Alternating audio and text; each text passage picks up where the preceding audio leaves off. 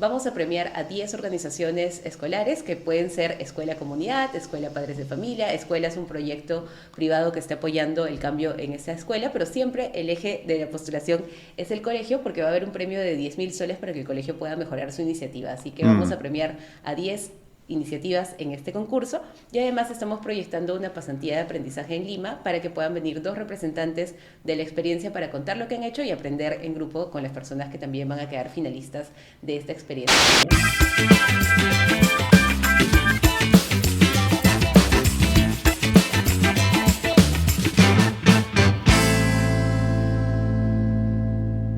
Hola, ¿cómo están? Estamos con Ángela Bravo, especialista de incidencia y gobernanza de UNESCO en Perú. Hola, Ángela, ¿cómo estás? Hola, Pepe, muy bien, gracias por la invitación. Queríamos invitarte, Ángela, porque sabemos que hay un concurso muy interesante de la cual las comunidades educativas en el Perú pueden beneficiarse. Pero queríamos primero que nos cuentes qué es lo que UNESCO tiene como objetivo aquí en el Perú, cuáles son los programas que están trabajando actualmente en Perú. Claro que sí, Pepe. Bueno, UNESCO es la Oficina de Naciones Unidas que ve los temas de educación, ciencia y cultura.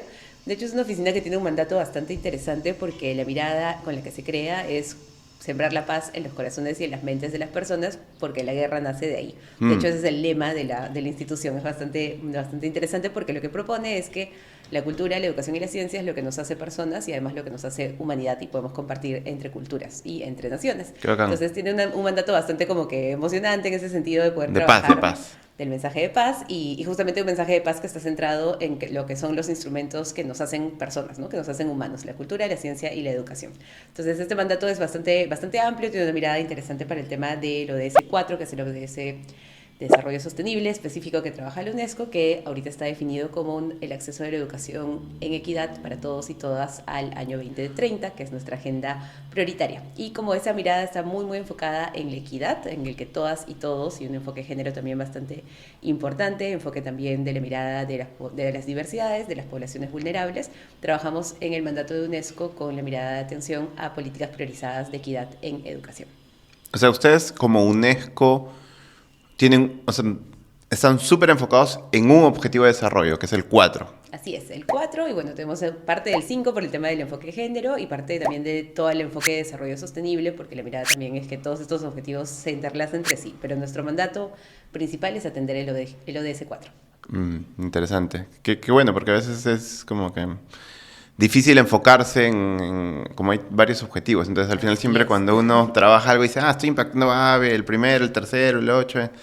Y qué bueno que como UNESCO estén como súper enfocados, como dices, a veces se toca otras, pero súper enfocados en el 4, ¿no? Así es, ese es nuestro mandato. ¿Y cuáles son entonces los programas o de manera concreta, qué es lo que hoy UNESCO está trabajando en el Perú? Sí, de hecho, bueno, como te comentaba, nuestro enfoque en estos objetivos de desarrollo sostenible es pasar el acceso a educación, que fue la meta del milenio. Education Cannot Wait era una mirada como bastante amplia también de ver esta perspectiva de todos pueden entrar a la escuela. Hay que incluir, de hecho, seguimos trabajando un programa de Education Cannot Wait, que es la segunda etapa de Education for All, o Educación para Todos. Ahora la educación no puede esperar. Education Cannot Wait es un programa de atención a la equidad de personas migrantes en el Perú, que es una de nuestras estrategias, y la segunda es un trabajo para trabajar con la población que fue la menos beneficiada, digamos, por las políticas del milenio, que es la población adolescente, ¿no? Porque pues la meta de la política que teníamos en los ODS previos, en los ODS del milenio, estaba enfocada en el acceso universal a la primaria. Entonces se logró un avance muy importante en el acceso universal a la primaria, pero por supuesto eso generó una demanda por una secundaria de mejor calidad y de mayor relevancia, y también pues hubo un tema ahí de gap de presupuestos entre la inversión de la primaria y la secundaria, generada también como un efecto no intencionado de las políticas globales de Education for All, que era para la primaria. Entonces, tratando de revertir también esta mirada y ver cómo hacemos la secundaria de mejor calidad, ahora hay una propuesta y una apuesta muy fuerte en las adolescencias. Así que tenemos un programa que trabaja en adolescencias rurales llamado Horizontes, que es nuestro programa de secundaria rural que trabaja en la revitalización de hacer la secundaria más atractiva y más pertinente para las adolescencias. Interesante, o sea, el programa se llama Horizontes. Así es. Y trabaja la secundaria rural, un poco tratando de reimaginarla y de que realmente se adecúa a lo rural, más o menos por ahí. Así es, porque bueno, como ha habido este gap en general en las políticas en secundaria, no es que se hayan invertido de manera muy constante, porque había primero una prioridad muy fuerte en la primaria, el acceso universal a la primaria era el mandato incluso de las Naciones Unidas, ¿no? El objetivo del milenio de educación era que todos los niños y niñas ingresen a primaria. Luego hubo un enfoque muy fuerte por el tema de primera infancia, con todo el tema de neurociencia y desarrollo, que puso el foco en primera infancia, y luego acceso universitario, que también todas las políticas de reforma de calidad. Se saltearon la secundaria. Hubo un salto a los adolescentes bastante evidente en las políticas globales, y pues por supuesto esto modela también las prioridades de los gobiernos, ¿no? Y en el Perú no ha sido la excepción, y recién en el año 2015 empezaron algunas políticas para secundaria diversificadas, ya pensando cómo hacemos para reformar un nivel educativo que estaba pensado en pues la revolución industrial y muy francés, y la secundaria centrada en la disciplina, en el orden, en lo académico, y ir a la universidad, cuando en realidad no todos tenemos que seguir esa ruta única formativa, ¿no? Pero la secundaria sigue siendo así, centrada en la disciplina, centrada en la academia y centrada en prepararte para la universidad, no para la vida, ¿no? Entonces hay que revertir esa mirada.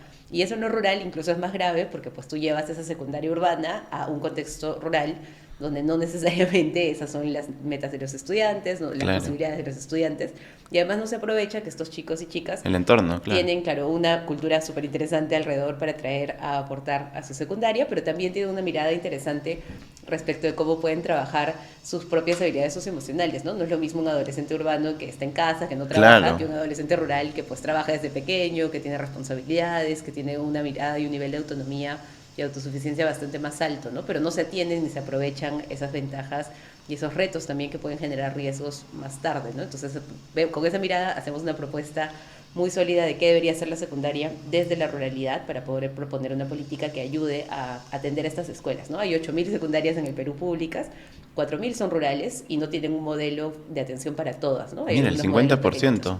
Así es, son escuelas muy pequeñitas, chiquitas. Claro, en matrícula deben ser menos del 50%, pero claro, en cantidad de escuelas. Y también por eso nos intervienen, ¿no? Porque como son tan pequeñas, no cumplen meta. Claro, no es costo efectivo. Exactamente. Entonces, lo que sí tenemos son unos modelos de rural, que Horizontes trabaja, de hecho, con algunos de ellos en la zona de Amazonas, que son los modelos de atención con residencia, atención en alternancia y atención tutorial, pero la matrícula de esos modelos incluso es más pequeñita, ¿no? No llegan ni a 500 escuelas del universo, y no han crecido por un tema de que requieren mucho costo, ¿no? Porque además hay que poner una residencia, además de la escuela, y pues tenemos un tema de cómo hacemos para escalar políticas un poco más costo efectivas a las 4.000 secundarias que también son rurales y que necesitan su propuesta y su modelo.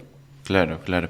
Entonces, este programa Horizontes es secundaria rural, y ahora aparte dijiste Education Cannot Wait, que es... Es atención a la población migrante con una mirada de interculturalidad y atención a la diferencia y a la diversidad, ¿no? Que ahora, bueno, el nombre del programa global es Education Cannot Wait, pero en Perú le hemos puesto la etiqueta de más diversidad, porque la idea es trabajar la formación de los maestros y maestras para atender contextos de diversidad, que además hoy tienen el reto, si siempre ha habido diversidad en las escuelas, hoy tienen además el reto de incluir a la población migrante venezolana, ¿no? Entonces tenemos una mirada de poder trabajar no solo desde la escuela, que ya está atendiendo, sino también desde los sistemas que no tienen muchos recursos establecidos desde la política, por ejemplo, para equiparar los grados o para poder trabajar el tema de seguimiento de información. Los niños migrantes y los adolescentes migrantes se mudan mucho y nuestro sistema es muy rígido, es muy de instituciones, ¿no? Entonces, si tienen que cambiarse de colegio, hay todo un tema que hay que hacer un trámite, que tiene costos, y pues obviamente son familias que requieren, que no tienen el tiempo o los recursos para poder hacer ese tipo de gestiones, ¿no? Entonces, ¿cómo hacemos para que el sistema esté un poquito más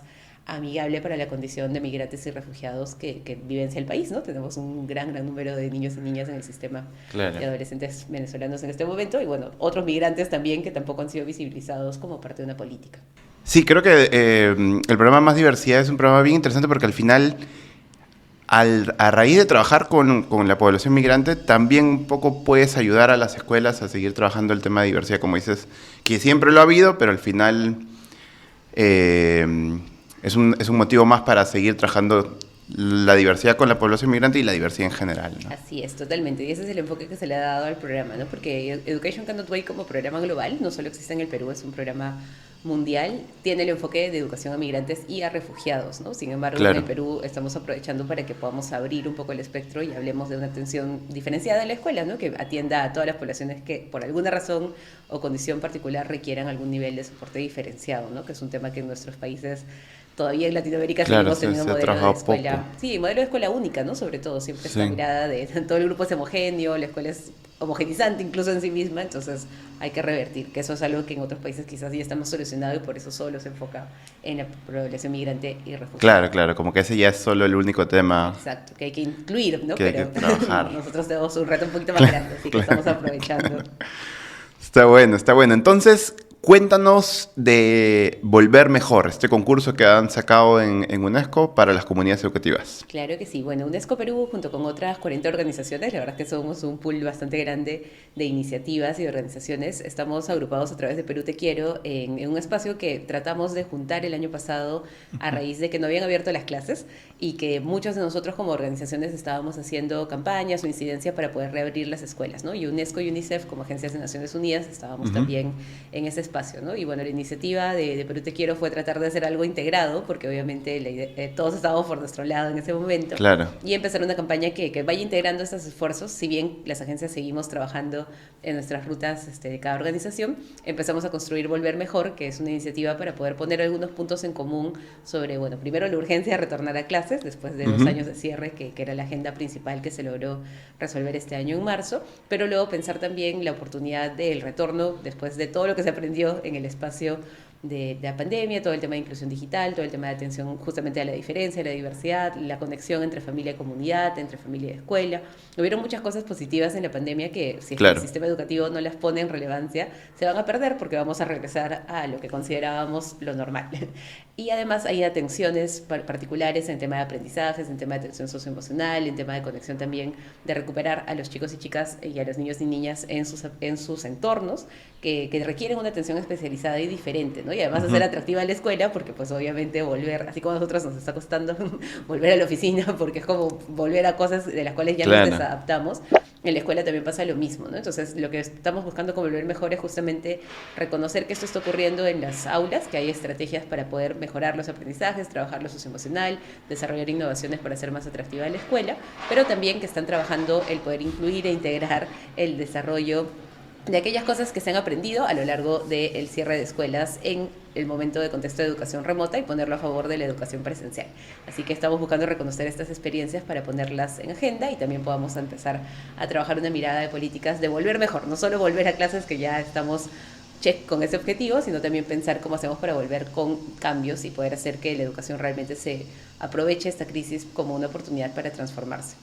Claro, o sea, Volver Mejor, un poco entiendo que la intención detrás es que cada comunidad educativa capture, o sea, busque aprender de estos 2 años donde se estuvo de manera más remota, para que cuando vuelva incorpore como buenas prácticas y no simplemente como que vuelva como si hubiera habido simplemente una pausa en blanco desde el 2020 hasta ahorita, sino que se capture los aprendizajes de esos 2 años para que el retorno a clases sea aún mejor que pre-pandemia, algo así. Así es, totalmente. Podemos aprender de la pandemia, podemos incluir esos aprendizajes como parte también de la atención. De hecho, durante toda la parte de cierre de las escuelas, las iniciativas que existieron han sido súper interesantes, ¿no? Ha habido escuelas que han trabajado escuela y comunidad con espacios de aprendizaje social, que eso es algo súper interesante en educación, pero que Claro. no debería quedarse en la pandemia, ¿no? Deberíamos poder Claro. traerlo como siempre para Ya el resto incorporarlo, incorporarlo, claro. exactamente. Entonces estamos buscando reconocer proyectos en los cuales ese tipo de iniciativas se hayan mantenido en el tiempo, se están aprovechando